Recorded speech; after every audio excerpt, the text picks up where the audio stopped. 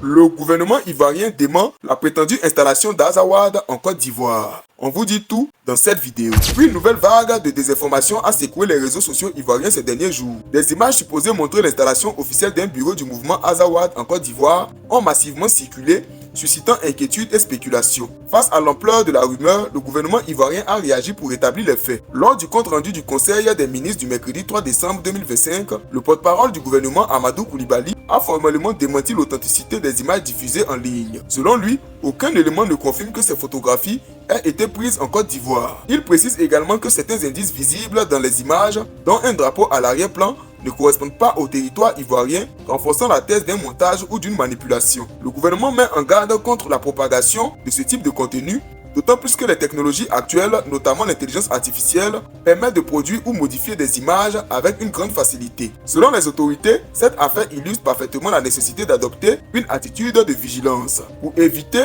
la diffusion d'informations susceptibles de troubler la paix sociale ou de créer une psychose au sein de la population. De son côté, le parquet d'Abidjan s'est saisi du dossier. Dans un communiqué relayé par plusieurs médias, il affirme que la vidéo attribuée au FLA Azawad est un montage sans lien avec une quelconque présence de ce groupe en Côte d'Ivoire. Le procureur annonce des poursuites contre les auteurs et diffuseurs de ces images trompeuses, considérant qu'elles visent à créer la confusion et potentiellement à s'aimer le trouble dans le pays. Le gouvernement ivoirien reste catégorique.